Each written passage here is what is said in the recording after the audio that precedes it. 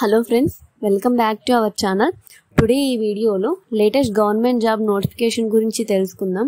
మొదటగా ఈ జాబ్స్ వచ్చేసి పర్మనెంట్ గెజిటెడ్ ఆఫీసర్ జాబ్స్. దీనికి అప్లై చేసుకోవడానికి మనకి మినిమం హైట్ వచ్చేసి 157 సెంటీమీటర్స్ ఉండాలి.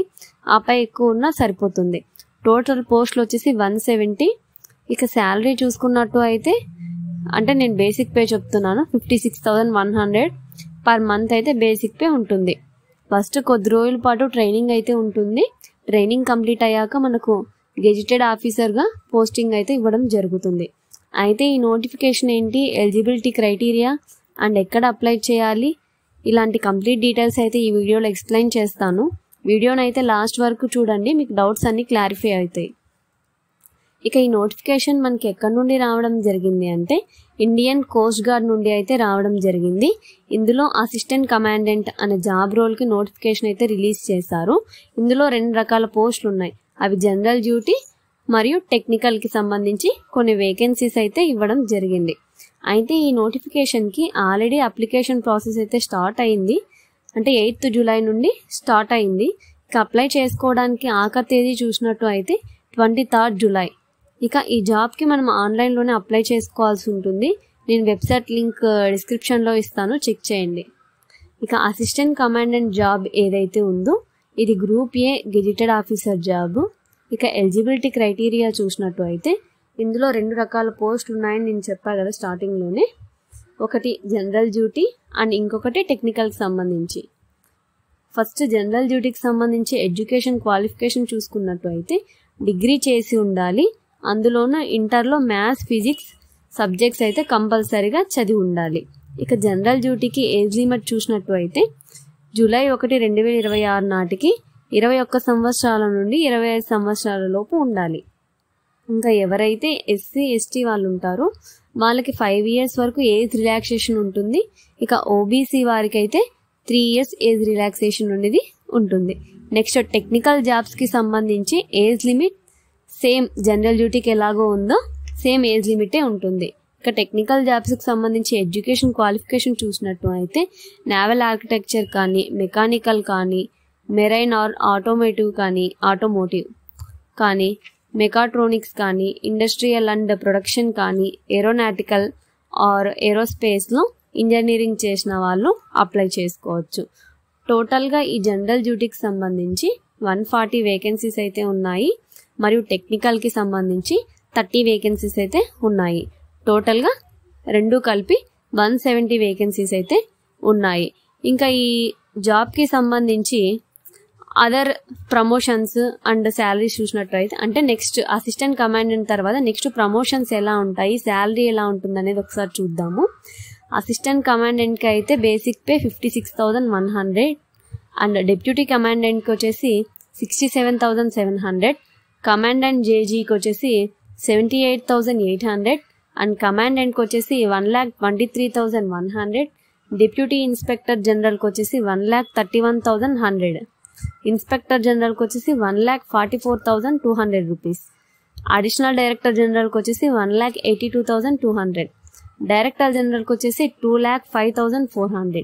సో ఈ విధంగా బేసిక్ పే అమౌంట్ మాత్రమే ఇలా ఉంటుంది. వీటికి మరి అలవెన్సెస్ అనేవి యాడ్ అవుతాయి.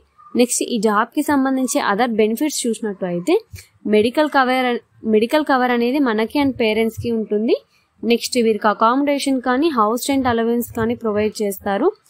And 45 days earned leave and 8 days casual leave every year ఉంటుంది with leave travel concession for self and family members. Next insurance cover up to 1.25 crore అయితే ఉంటుంది. Next national pension scheme or UPS and gratuity on retirement అనేది ఉంటుంది. Canteen facilities మరియు loans అనేవి ఉంటాయి. ఇక ఈ జాబ్కి సంబంధించి సెలక్షన్ ప్రాసెస్ చూసినట్టు అయితే 5 stagesలో అనేది ఉంటుంది. స్టేజ్ 1 వచ్చేసి coast guard common admission test. ఈ టెస్ట్లో 4 సబ్జెక్ట్స్ అయితే ఉంటాయి. అవేంటి అంటే English, reasoning and numerical ability, general science and mathematical aptitude మరియు జనరల్ నాలెడ్జ్. ఇంకా టోటల్ 100 మార్క్స్కి అయితే ఈ ఎగ్జామ్ అనేది ఉంటుంది. అండ్ ఈ ఎగ్జామ్కి 2 hours టైం అయితే ఉంటుంది. ఎవరైతే స్టేజ్ 1లో సెలెక్ట్ అవుతారో వారిని స్టేజ్ 2కి పిలుస్తారు. ఇక్కడ preliminary selection board PSB test అనేది కండక్ట్ చేయడం జరుగుతుంది. ఇందులో CCBT టెస్ట్ అని అండ్ PPDT టెస్ట్ అని 2 ఉంటాయి. CCBT అంటే కంప్యూటరైజ్డ్ కాగ్నిటివ్ బ్యాటరీ టెస్ట్ అనేది ఒకటి, and picture perception and discussion test అనేది ఇంకొకటి. ఇవి 2 స్టేజ్ 2లో కండక్ట్ చేయడం జరుగుతుంది. స్టేజ్ 2 కంప్లీట్ అయ్యాక స్టేజ్ 3 టెస్ట్ అనేది ఉంటుంది. ఇందులో psychological test and group task and interview conduct చేస్తారు. దీని తర్వాత స్టేజ్ 4లో మెడికల్ ఎగ్జామినేషన్ అనేది ఉంటుంది. స్టేజ్ 5లో ఇండక్షన్ ట్రైనింగ్ అనేది ఇవ్వడం జరుగుతుంది. ఈ ట్రైనింగ్ 27 డిసెంబర్ 2026 కంప్లీట్ అవుతుంది. ఇక 31 డిసెంబర్ 2026కి అపాయింట్మెంట్ లెటర్స్ అయితే ఇవ్వడం జరుగుతుంది. ఇంకా ఈ నోటిఫికేషన్కి అప్లై చేయడానికి కొన్ని డాక్యుమెంట్స్ అయితే సబ్మిట్ చేయాల్సి ఉంటుంది. అవి వచ్చేసి 10th marks card, inter and graduation marks cards, ఇంకా డిగ్రీ ఫైనల్ ఇయర్ రిజల్ట్స్ కోసం ఎవరైతే వెయిట్ చేస్తున్నారో వాళ్ళైతే సెమిస్టర్ వైజ్ మార్క్ షీట్స్ అయినా సబ్మిట్ చేయొచ్చు. కేటగిరీ సర్టిఫికేట్ అప్లోడ్ చేయాలి. ఎవరైనా గవర్నమెంట్ ఎంప్లాయీస్ అయితే ఈ జాబ్కి అప్లై చేయడానికి నో అబ్జెక్షన్ సర్టిఫికేట్ అప్లోడ్ అయితే చేయాల్సి ఉంటుంది.